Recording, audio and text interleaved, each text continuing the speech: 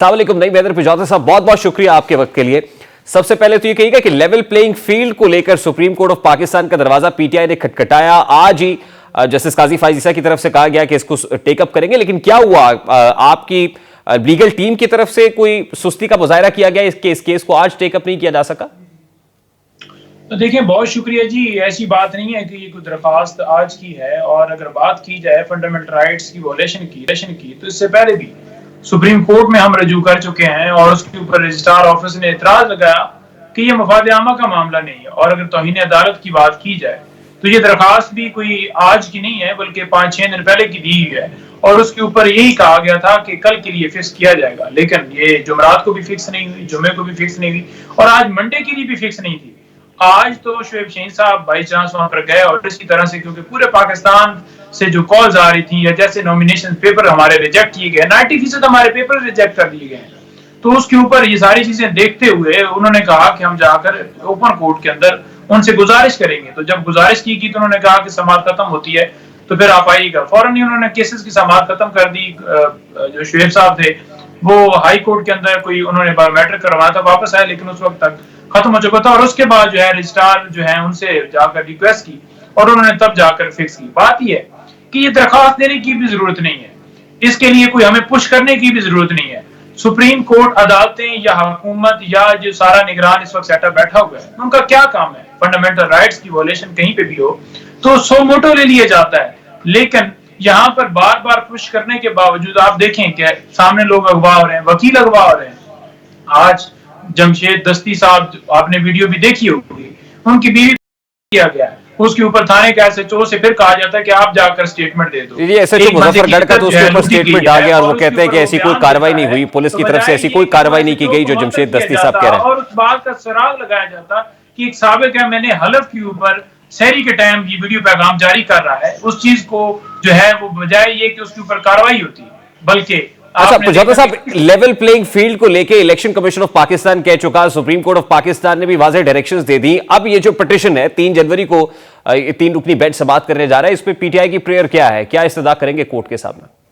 देखिए, level playing field की बात जो हुई थी वो ये क्या था मामला? सुप्रीम कोर्ट ने खुद कहा कि पाकिस्तान तहरीक इंसाफ को लेवल प्लेइंग फील्ड नहीं दी जा रही। इलेक्शन कमीशन को डायरेक्शन दी थी कि आप 3 बजे इनसे मिलें और जो इनके तहफ़्फ़ुज़ात हैं वो दूर किए जाएं। उस वक्त क्या मामला था कि हमारी दरखास्तें नहीं ली जा रही थी, तायद कुनंदे, तजवीज़ कुनंदे उठाए जा रहे थे, और अगवाकारियां, ये सिलसिला पूरे पाकिस्तान के अंदर जारी रहा।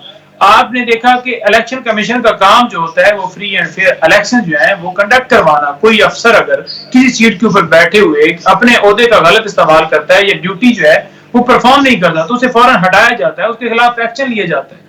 आपने कहीं पर देखा खाली एक लेटर लिख दिए गए चीफ सेक्रेटरीज को, आईजीज को, कि जनाब आप जो है मुल्क के अंदर जो ये सारी सूरत हाल चल रही है, जो भी आपके पास कोई शिकायत लेकर आएगा तो उसकी ग्रीवियंस जो है वो की हल कीजिएगा, जो भी उसका मामला है उसको टेकअप कीजिएगा। लेकिन प्रैक्टिकली देखा कि वही आरओ, वो डीआरओ जो कि ऐसे हीरे जो इलेक्शन कमीशन ने खुद चूज किए थे, जिसके ऊपर सुप्रीम कोर्ट ने मोहर सबत की थी, वो हीरे जो हमारे जलसों के अंदर पानी छोड़ रहे हैं, वो हीरे जो अच्छा नहीं पिजौता साहब, एक तरफ तासुर ये है और वीडियोस पीटीआई के लोग ये पब्लिश कर रहे हैं कि नॉमिनेशन पेपर सबमिट नहीं कराने दिए जा रहे, दूसरी तरफ स्टैट्स ये है कि पीटीआई की तरफ से सबसे ज्यादा नॉमिनेशन पेपर सबमिट कराए गए हैं। तो अगर आरओज और डीआरओज वाकई कोई उनकी तरफ से कोई अनजस्टिफाइड एक्ट है तो फिर इतने nomination papers PTI back candidates के कैसे सबमिट हो गए? देखिए, ये ऐसी बात करने वालों को जो है वो सोचना चाहिए, और उनके लिए शर्म से डूब भरने का मकाम ये है कि उनके सामने उनके भाई कुलीग या कोई भी हमारा शहरी अगर वो चाहता है कि मैं इलेक्शन लड़ना चाहता हूँ, उसे उठा लिया जाता है। आपने देखा कि जो साबका हमारे टिकट होल्डर्स थे, एमएनएज थे, उनके ऊपर कैसे क्रैकडाउन किया, उनको अगवा करके वीडियोस, बयान जो है वो लिए गए, उनसे पार्टियां चेंज करवाई गई। हाँ, पीटीआई के अंदर थे, वो 9 मई के अंदर इन्वॉल्व थे, जो ही वो अलग होते गए उनके ऊपर मुकदमात भी खत्म है। आज परवेज खट्टर को प्रोटोकॉल हासिल है, हालांकि 9 मई वाले दिन वो उस वक्त केपी के सदर थे और पूरा काफिला लीड कर रहे थे। इसी तरह के सारे देखे जाएं तो जो भी आईपीपी में गए, फर्क हो या कोई आमर क्यानी हो या कोई भी हो, तो सारे वो बिल्कुल बरी जिम्मा है। तो ये बात जो है इन सियासतदानों को करने की जगह के ऊपर इन्हें ये कहना चाहिए था कि ये जो अगवाकारियां लोगों के ऊपर तशद्दुद किया गया, बल्कि सियासी मैदान में मुकाबला करते हैं ना। तो अब आप क्या कह रहे हैं? आपकी दरखास्त तो ये है कि 9 मई के वो तमाम तर मुल्जिमान जिनको इलेक्शंस नहीं लड़ने दिए जा रहे उनको इलेक्शंस के लिए अहल करार दिया जाए। आप तो 9 मई के मुल्जिमान के हवाले से ये प्रेयर कर रहे हैं ना कोर्ट के सामने कि उनको इलेक्शन लड़ने की इजाजत दी जाए। नहीं नहीं नहीं नहीं, आप बिल्कुल गलत सवाल है। मैं बड़ा आपको क्लियर भी है, आप जानबूझ के ऐसा सवाल कर रहे हैं। मैं क्लियर करना चाहता हूं कि कोई भी किसी मुकदमे के अंदर इन्वॉल्व होगा तो उसका मतलब ये नहीं है कि वो इलेक्शन नहीं लड़ सकता। यहाँ पर इसहाक डार इश्तिहारी था, तब भी उसके पेपर एक्सेप्ट हुए थे, इश्तिहारी था। अब मामला ये है कि मुकदमा जो है किसी के ऊपर साबित अभी नहीं हुआ, उसको सजा नहीं हुई। सजा याफ्ता एक मुजरिम को, बिगौड़े को, जैसा कि आपको पता है कि नवाज शरीफ ताहयात नायल है, उसके पेपर एक्सेप्ट नहीं होने चाहिए थे, उसके पेपर एक्सेप्ट हो जाते हैं। इमरान खान साहब के उसी तरह से उनको सजा है तो उस वजह से एक्सेप्ट नहीं वैसे पुजारा साहब, मेरा बड़ा सादा सा सवाल है सर। देखिए, इस वक्त पीटीआई के वो कैंडिडेट जिनके नॉमिनेशन पेपर्स रिजेक्ट हुए हैं, उसमें कितने लोगों के लिए ग्राउंड्स ये बनाई गई है कि 9 मई के अंदर मुलव्वस है इसलिए इनके पेपर्स रिजेक्ट किए गए? उनमें से कितनी तादाद ऐसी है? 90% जो है पेपर रिजेक्ट हो गए। मैं 9 मई के अंदर था, मेरे ऊपर तो कोई मुकदमा नहीं है। मेरे पेपर 3 हलकों से थे, मेरे रिजेक्ट हो गए।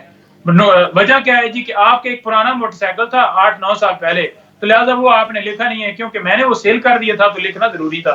बात ये है कि लेकिन चार्ज 9 मई का तो नहीं है ना सर इसमें? वो आपने लिखने हैं, और मैंने उसकी रसीद दे दी कि मैंने वो मोटरसाइकिल भी बेच दिया और मेरी जो गाड़ी का है जिक्र कर रहे हैं वो भी मैंने बेच दिया। और पूरी अच्छा, ये कोई 9 मई का चार्ज तो नहीं है? तमाम डिपार्टमेंट्स लगे हुए थे। पजौता साहब, I want to make this very clear ना, I want you to make this very clear ना कि इसमें 9 मई का चार्ज तो आपके ऊपर नहीं है ना सर, या किसी दूसरे कैंडिडेट के ऊपर 9 मई के हवाले से तो ग्राउंड्स नहीं है कि इसमें मुलव्विस थे इसलिए इनके पेपर्स रिजेक्ट हो गए।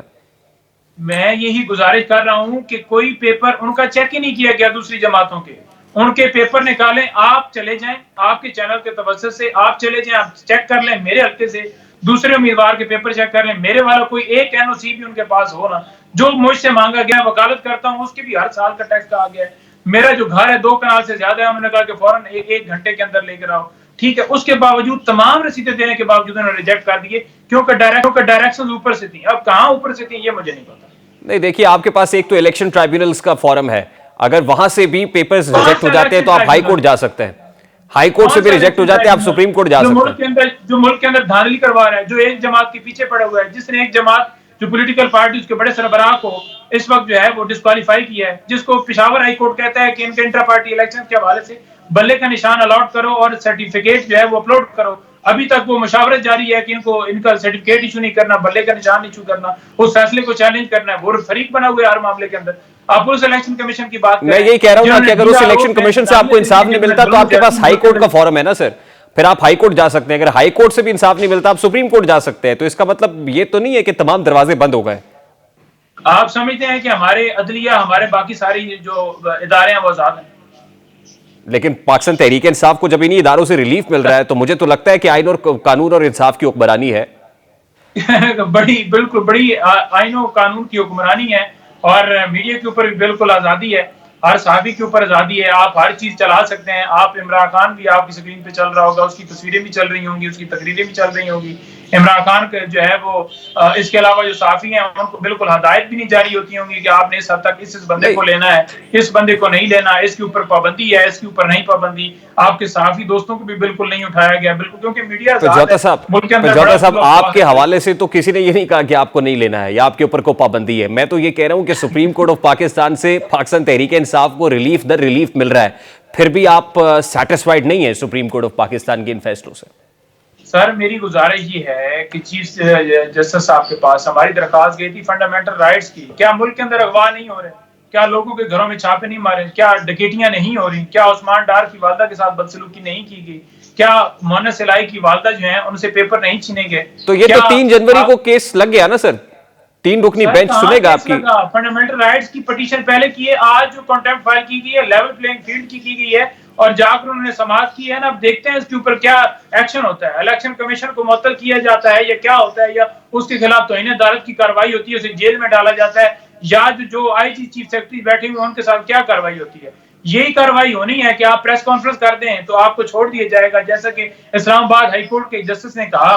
तो फिर मेरा ख्याल में अगर ये इंसाफ है तो फिर कमाल ही है भाईजान। नहीं, वो रिमार्क्स बड़े इंपॉर्टेंट है इस्लामाबाद हाई कोर्ट के भी, और उसमें पीटीआई के अगेंस्ट तो कोई आंसर नजर नहीं आता। सुप्रीम कोर्ट ऑफ पाकिस्तान से आपको तवक्को नहीं है कि 3 रुकनी बेंच जो जस्टिस काजी फायजा की सरबराही में 3 जनवरी को इस केस को सुनने जा रहा है, जितनी बर्क रफ्तारी से केसेस लग रहे हैं आपके, टेकअप हो रहे हैं और समाप्त हो रही है, you are still unhappy sir? बल्क रफ्तारी से हमारे लोग अगवा हो रहे हैं, बल्क गिरफ्तारी से हमारे लोगों के ऊपर तशद्दुद हो रहा है। बल्क गिरफ्तारी के साथ पूरी स्टेट जो है हमारे लोगों के खिलाफ है और वो 80% अवाम का मैंडेट जो है वो चुरा कर एक घोड़े को बैठाना चाहते हैं मनसब के ऊपर। अच्छा, चलिए मुझे फिर बड़े सादा से सवाल का जवाब देना ही मैं 75 साल से हमारी अदलिया एस्टैब्लिशमेंट का दस्ते-रास्त बन के काम करती रही है। Is it true?